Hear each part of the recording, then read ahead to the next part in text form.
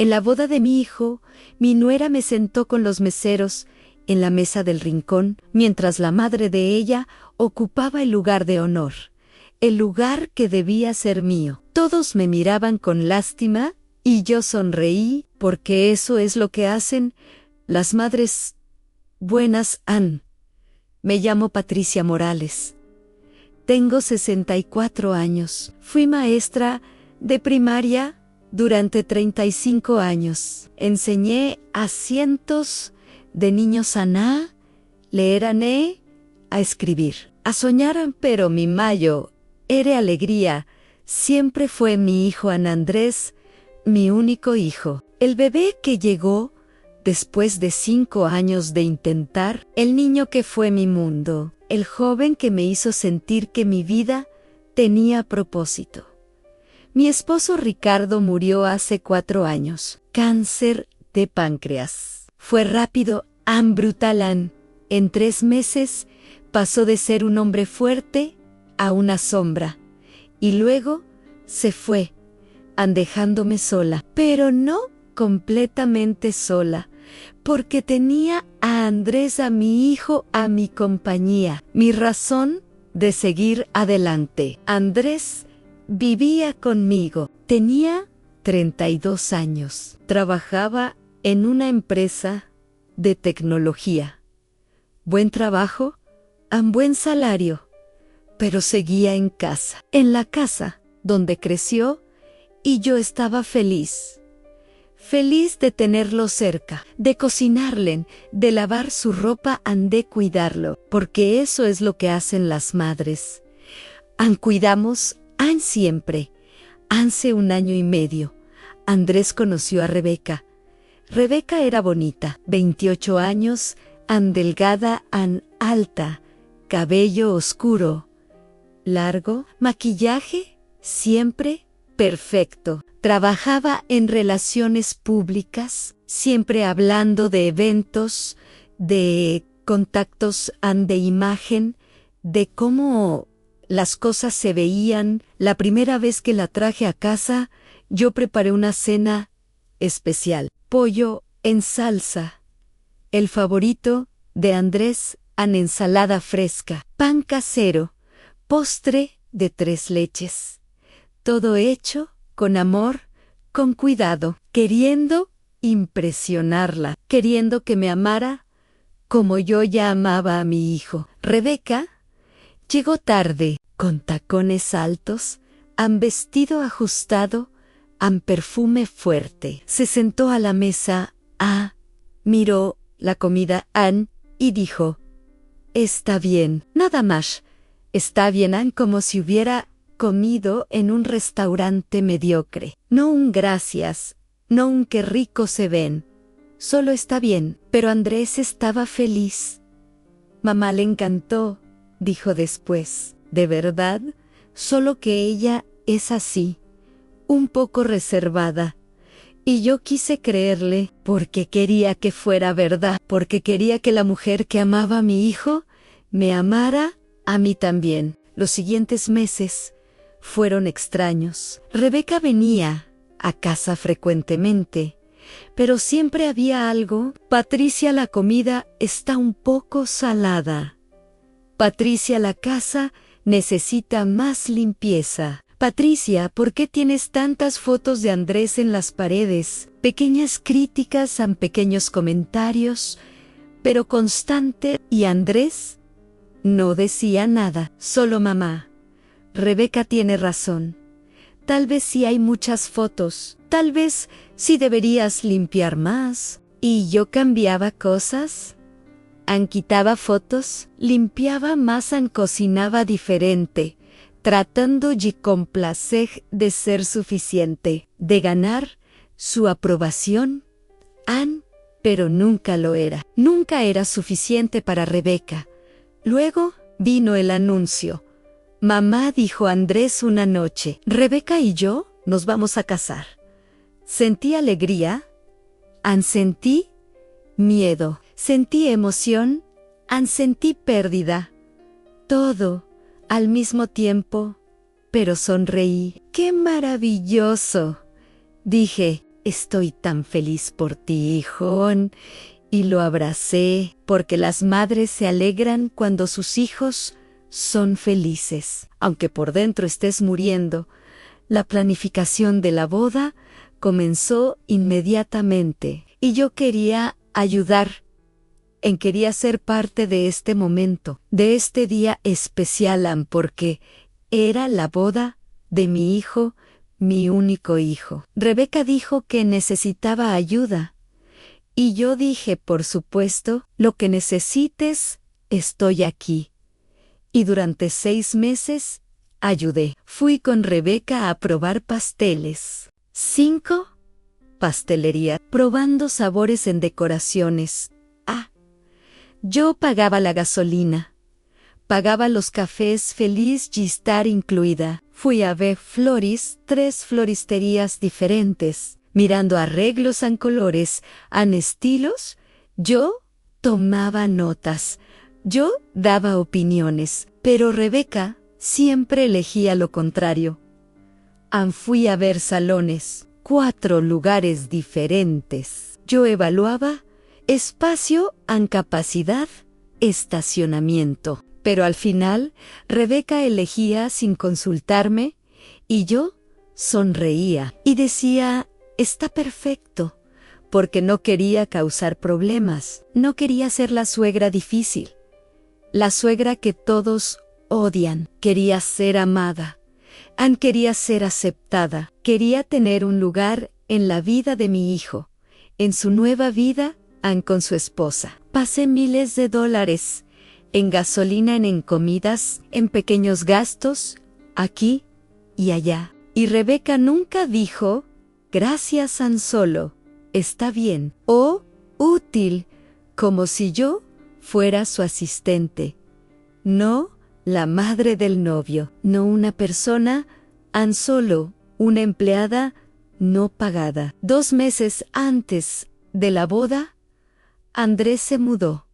Rebeca y él alquilaron un apartamento para empezar su vida juntos antes de la boda. Es normal. Mamá dijo, todos lo hacen ahora. Pero para mí no era normal. Era perderlo. Era quedarse sola en una casa vacía. Sin Ricardo, sin Andrés, solo yo. Y el silencio, traté de visitarlos, de llevarles comida, de ayudar a decorar, pero siempre había excusas. Estamos ocupados. Mamá, otro día, mamá. Ahora no es buen momento, mamá. Y yo esperaba el día de la boda, porque ese día sería especial. Ese día yo sería importante.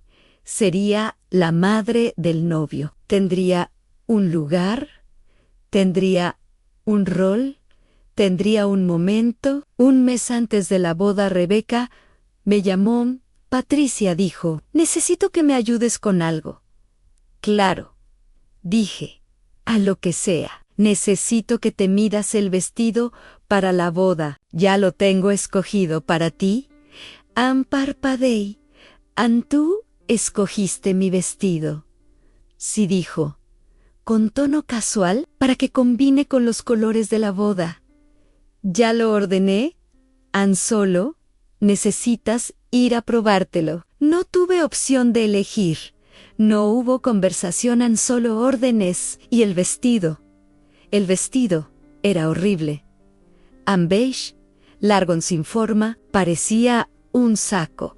Parecía ropa de alguien de 80 años. Parecía algo que usarías para desaparecer, para no ser vista, para no importar, pero me lo probé y Rebeca dijo, perfecto, te ves bien, casual, como si no le importara, como si yo no importara. 2 semanas antes de la boda, recibí la invitación, mi propia invitación, a la boda de mi hijo, como si fuera una invitada cualquiera. La abrían y busqué mi nombre en el plan de mesas. no estaba en la mesa principal. Esa mesa tenía 9 nombres: Rebeca, Andrés, los padres de Rebeca, los hermanos de Rebeca, los abuelos de Rebeca. Pero no yo. Mi nombre estaba en la mesa 7, en el fondo del salón, con los primos lejanos de Rebeca, con algunos amigos de la universidad, con extraños. Me quedé mirando esa invitación, leyendo y releyendo, pensando que había un error, que esto no podía ser correcto. Llamé a Andrés Anijo. Dije: creo que hay un error en las mesas. Estoy en la mesa 7. No debería estar en la mesa principal. Hubo una pausa. Mamá, dijo con voz incómoda. Rebeca pensó que sería mejor así. Su familia es grande y necesitaban espacio. ¿Entiendes, verdad? No entendía nada. Pero dije: sí, claro, no hay problema. Porque eso es lo que haces cuando no quieres ser una carga. Dices que está bien, aunque estés rompiéndote por dentro. El día de la boda llegó. Me puse ese vestido beige horrible. Me maquillé, me peiné. Me puse el collar de perlas que Ricardo me regaló. Me miré en el espejo y vi a una mujer tratando de verse importante en un día que debía ser importante para ella, pero solo viéndose invisible. Llegué temprano al salón porque quería ayudar, quería ser útil, quería tener un propósito, pero cuando llegué, Rebeca ya estaba ahí con su madre, con sus hermanas, con sus amigas, todas revoloteando, todas ocupadas. Y cuando me vieron, Rebeca dijo: Patricia, ¿llegaste? Puedes sentarte por allá, señalando una silla en la esquina, lejos de todo, como si fuera una niña, como si estuviera en el camino. Me senté y observé cómo la madre de Rebeca, Fernanda, organizaba todo, cómo daba instrucciones, cómo verificaba flores, cómo se aseguraba de que todo fuera perfecto, haciendo todo lo que yo había soñado hacer, teniendo el rol que yo había imaginado tener, y yo estaba sentada en la esquina, invisible, irrelevante. Cuando llegó la hora de las fotos familiares, el fotógrafo empezó a organizar grupos. Primero los novios, luego los novios con los padres de la novia, luego los novios con los hermanos de la novia, luego los novios con los abuelos de la novia, foto tras foto, sonrisa tras sonrisa. Y yo esperaba mi turno, esperaba que dijeran ahora con la madre del novio. Pero pasaron 30 minutos y seguían con la familia de Rebeca, primos, tíos, amigos cercanos. Y yo seguía esperando. Finalmente, Andrés me vio. Mamá, ven, foto rápida. Me levanté, caminé hacia ellos. El fotógrafo tomó 2 fotos rápidas, sin pose especial, sin momento especial. Solo clic en listo y terminó. 2 fotos, mientras la familia de Rebeca tenía 50. Y yo sonreí en esas fotos, porque eso es lo que haces. Sonríes, aunque te estés muriendo por dentro. La ceremonia fue hermosa. Andrés se veía guapo, Rebeca se veía hermosa. Intercambiaron votos, se besaron todos, aplaudieron y yo lloré. Lloré porque mi hijo se estaba casando. Lloré porque estaba feliz por él, pero también lloré porque sentí que lo estaba perdiendo, que ya no sería su persona más importante, que había sido reemplazada. Y esas lágrimas no eran solo de alegría, eran de pérdida, de duelo, de fin. Luego vino la recepción. Y ahí fue donde todo se volvió peor, porque ahí fue donde me senté en la mesa 7, la mesa del rincón, la mesa con extraños, con primos lejanos que no conocía, con amigos de universidad que hablaban entre ellos ignorándome, y con algo más, con dos meseros jóvenes que estaban rotando turnos, sentándose a descansar en mi mesa, en la mesa de la madre del novio. Me senté y miré hacia adelante, hacia la mesa principal donde estaba mi hijo, mi Andrés sentado al lado de Fernanda, la madre de Rebeca Fernanda, que estaba en el lugar de honor Fernanda, que reía, que conversaba, que brindaba, que tenía el rol que yo debía tener, y todos podían verlo. Todos podían ver dónde estaba yo, en el fondo, con meseros, como si no fuera nadie, como si no importara, y las miradas de la gente, algunos con confusión, algunos con lástima, algunos susurrando, preguntándose por qué la madre del novio estaba sentada ahí, tan lejos, tan atrás, tan irrelevante. Una de las tías de Rebeca se acercó. Disculpa, dijo, tú eres la madre de Andrés, ¿verdad? Sí, dije con voz pequeña. Ella miró mi mesa, miró la mesa principal y dijo, bueno, qué extraño. Y se fue, sin más, dejándome con esa palabra, extraño, porque lo era. Era extraño, era cruel, era humillante. Pero yo sonreí, porque eso es lo que hacen las buenas madres, sonríen, aguantan, no causan escenas. Vino la comida, sirvieron a la mesa principal primero, por supuesto, luego las mesas cercanas, y finalmente llegaron a la mesa 7. Mi comida estaba tibia en el pollo seco, la ensalada marchita, como si hubiera estado esperando demasiado, como yo, esperando, siempre esperando. Uno de los meseros, sentados en mi mesa, me miró. «Usted es la mamá del novio, ¿verdad?», preguntó. «Sí», dije. Él negó con la cabeza. «Eso es raro», dijo. «Normalmente las mamás están allá arriba, señalando la mesa principal. ¿Por qué está acá?». No sé, dije, y no sé. Y era verdad. No sabía, no entendía por qué mi nuera me odiaba tanto, por qué me quería invisible, por qué me quería humillada. ¿Qué había hecho que había sido tan terrible para merecer esto? Luego vinieron los discursos. El padre de Rebeca habló. Fernanda habló. Los hermanos de Rebeca hablaron.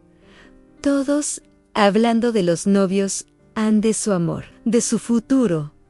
Y cuando terminaron, esperé que Andrés me buscara, que me invitara a hablar, que me diera un momento, un pequeño momento, para decir algo, para ser vista, para importar, pero no pasó. Los discursos terminaron y yo nunca fui llamada, nunca tuve voz, nunca tuve momento. Era como si no existiera. Vino el baile, el primer baile de los novios, hermoso, romántico. Luego, el baile padre-hija, el padre de Rebeca bailando con ella, llorando, emocionado, un momento especial. Luego, el baile madre-hijo, a mi momento, el momento que había esperado toda la noche.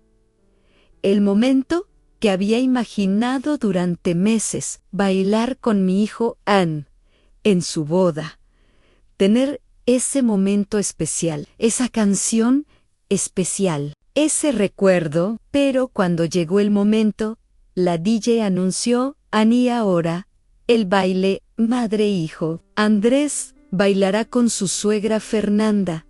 Y Andrés caminó hacia Fernanda, no hacia mí, hacia Fernanda, y bailaron. Mientras yo miraba, mientras todos miraban, mientras la canción que debía ser nuestra canción se tocaba para ellos. Y yo me quedé sentada en la mesa del rincón, invisible, olvidada, reemplazada. Después de ese baile, Andrés bailó con Rebeca, luego con las hermanas de Rebeca, luego con las tías, baile tras baile. Y yo esperaba que me buscara, que me diera mi momento, aunque fuera tarde, aunque fuera después de todos, aunque fuera solo 30 segundos. Finalmente, después de 5 bailes, Andrés me vio, me hizo una seña, y caminé hacia él. La música ya había cambiado. Ya no era una canción lenta, era una canción rápida, alegre, no apropiada. Para un momento, madre e hijo, pero bailamos por 20 segundos, antes de que alguien más lo jalara. Y ese fue mi momento. 20 segundos en una canción equivocada, después de todos los demás. Ese fue el momento madre-hijo que tendría como recuerdo. Esa noche volví a casa en mi auto, llorando, tan fuerte que tuve que detenerme, porque no podía ver el camino, porque el dolor era demasiado, porque la humillación era insoportable.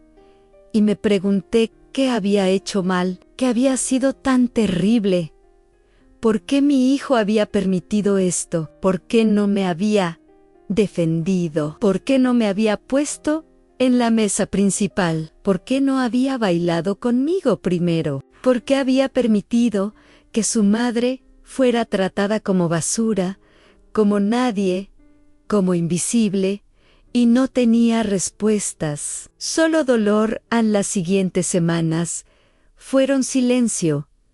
Andrés no llamó, no visitó nada, como si la boda hubiera sido el final, como si ya no me necesitara, como si ya no existiera en su vida. Finalmente yo llamé a Nola, hijo. Dije, solo quería saber cómo estás. Mamá dijo, con voz distraída, bien ocupado, ¿sabes cómo es? Y colgó. Después de 2 minutos.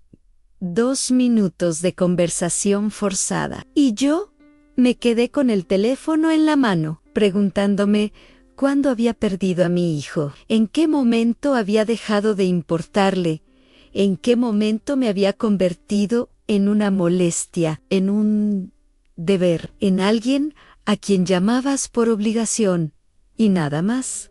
Pero algo comenzó a cambiar en mí. Algo lento, algo pequeño al principio, porque empecé a ver las fotos de la boda, las fotos que el fotógrafo publicó en línea, y ahí estaba la evidencia página tras página, cientos de fotos, la familia de Rebeca, en todas sonriendo, en felices posando, y yo, en 2 fotos en el fondo de una borrosa, en otra cortada a medias, como si no importara si yo estaba completa en el marco, como si fuera prescindible. Y las fotos de la recepción, las fotos de mi mesa, con los meseros, con los primos desconocidos, mientras la mesa principal brillaba, llena de alegría, llena de familia, llena de importancia. Y yo, allá, en la oscuridad, y entonces decidí hacer algo que nunca había hecho. Decidí hablar, decidí no sonreír, decidí no aceptar. Llamé a Andrés, necesito hablar contigo, dije. ¿Es importante? Hubo una pausa. Estoy ocupado, mamá. No, dije firmemente. Esto no puede esperar. Necesito que vengas, Ann, hoy, y algo. En mi voz hizo que aceptara. ¿Está? Bien, Ann, voy. ¿En una hora? Cuando llegó, lo senté. Le mostré las fotos de la boda, las fotos donde yo no existía, a las fotos de mi mesa, las fotos del baile que nunca fue. Y pregunté, Andrés, Ann, ¿por qué? ¿Por qué me hiciste esto? ¿Por qué me sentaste con meseros? ¿Por qué no bailaste conmigo primero? ¿Por qué no me pusiste en la mesa principal? ¿Por qué me hiciste invisible en tu boda? Soy tu madre, Ann, tu única madre, y me trataste como si no importara. Andrés se veía incómodo. Mamá empezó, Rebeca pensó. ¿Qué? Lo interrumpí. No me hables de Rebeca. Háblame de ti. Tú eres mi hijo. Tú tomaste estas decisiones. Tú me viste sentada atrás. Tú me viste esperando para bailar. Tú permitiste todo esto. Así que dime, ¿por qué? Andrés bajó la mirada. ¿A mamá?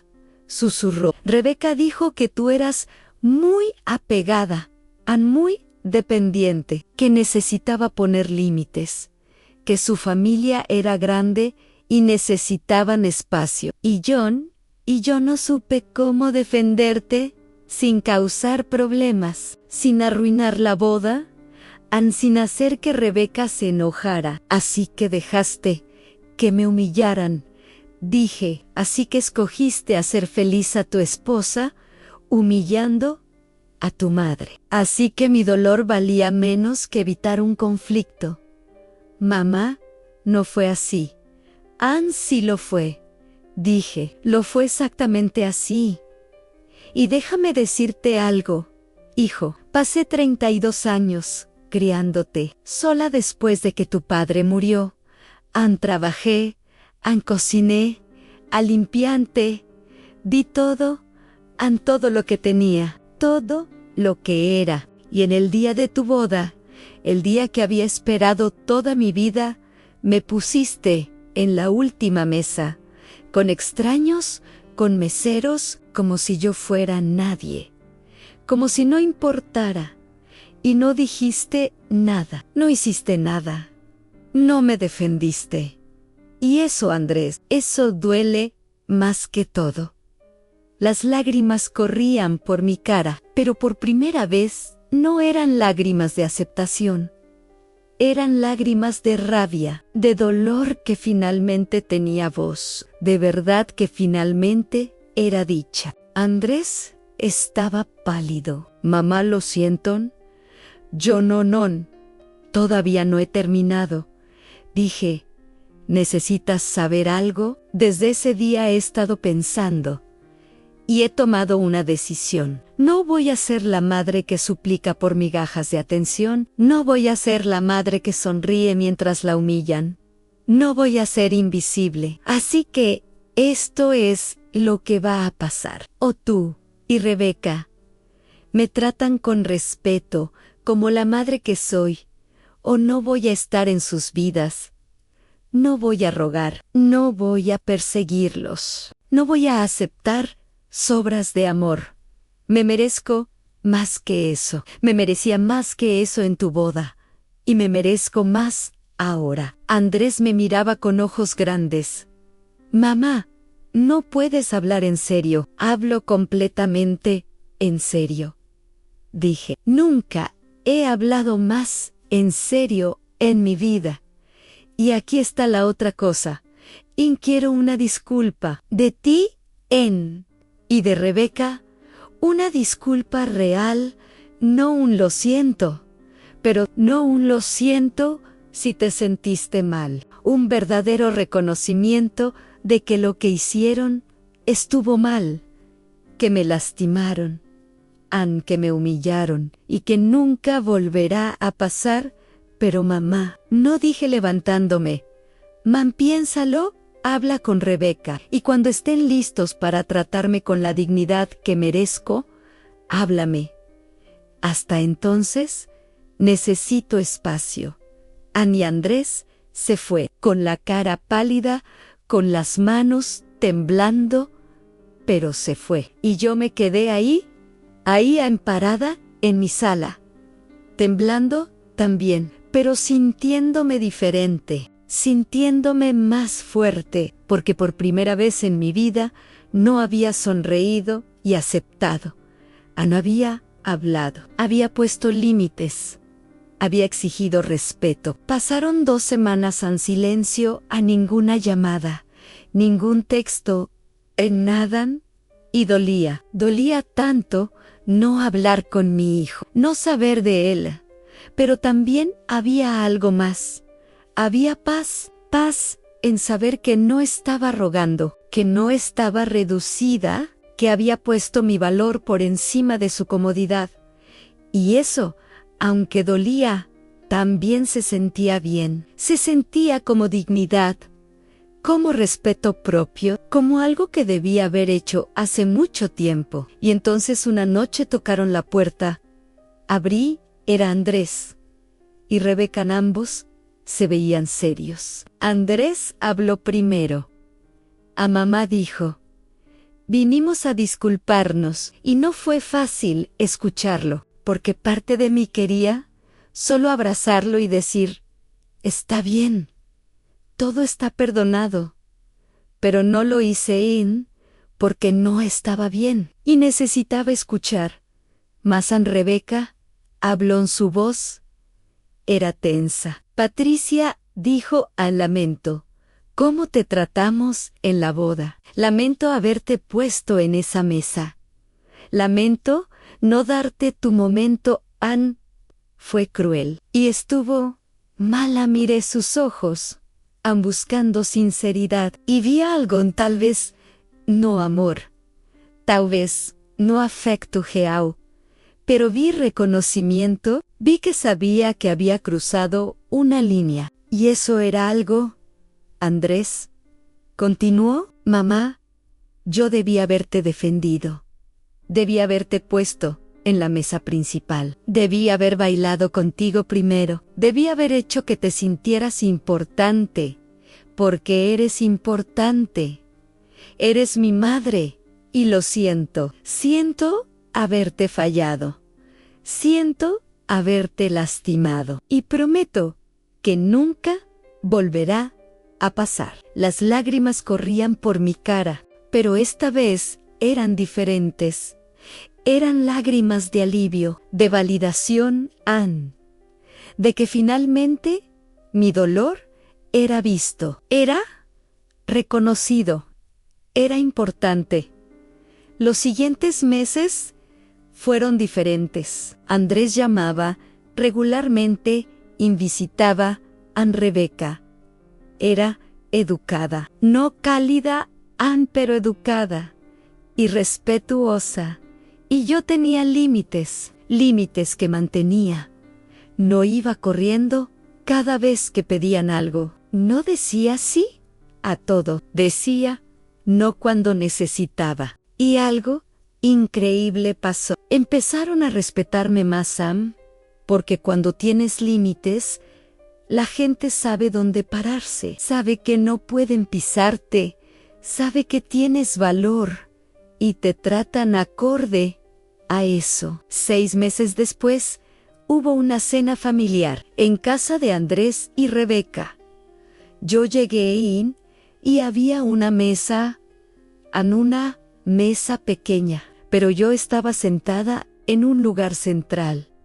No en la esquina, no atrás, en el centro. Y cuando llegó el momento de brindar, Andrés levantó su copa y dijo: por mi mamá, por enseñarme que el respeto no es opcional, que las madres merecen dignidad y que nunca es tarde para corregir los errores. Te amo, mamá. Y brindamos, y yo lloré, pero eran lágrimas buenas. Lágrimas de victoria, de que había valido la pena, de que ponerme de pie había cambiado todo. Hoy tengo 64 años y aprendí algo que desearía haber sabido antes. Aprendí que sonreír y aceptar no te hace una buena madre, te hace una madre pisoteada. Aprendí que poner límites no te hace difícil ante, hace respetable. Aprendí que exigir dignidad no te hace egoísta ante, hace humana. Y aprendí que a veces el amor más grande que puedes dar es el amor propio, porque cuando te amas a ti misma, enseñas a otros cómo amarte. Cuando te respetas a ti misma, enseñas a otros cómo respetarte. Y cuando pones límites, enseñas a otros que no eres un tapete. Eres una persona con sentimientos, con valor, con derecho a ser tratada bien. La boda de mi hijo fue el peor día de mi vida. Fue humillación, fue dolor, fue pérdida, pero también fue el día que me despertó, el día que me hizo ver que había estado aceptando menos de lo que merecía, el día que me hizo cambiar, y por eso, aunque fue horrible, también fue necesario. Fue el momento que necesitaba para encontrar mi voz, mi fuerza, mi valor. Y si estás leyendo esto, si eres una madre que ha sido empujada al fondo, si eres alguien que ha sonreído mientras te humillan, si eres alguien que ha aceptado sobras de amor porque tienes miedo de perder a tus hijos, te digo esto: no sonrías, no aceptes, no te hagas pequeña porque mereces más, mereces respeto, mereces dignidad. Mereces ser vista, y si tienes que pelear por eso, hazlo, porque tu valor no depende de cuánto aceptas, depende de cuánto te respetas a ti misma. Y una vez que empiezas a respetarte, todo cambia, a la gente cambia, las relaciones cambian, la vida cambia, y tú, por primera vez, te sientes completa. Te sientes vista ante, sientes importante, porque finalmente dejaste de ser invisible. Finalmente te pusiste de pie y finalmente exigiste el lugar que siempre debiste tener. No en la esquina, no en el fondo, sino en el centro, donde perteneces, donde siempre perteneciste, donde finalmente estás.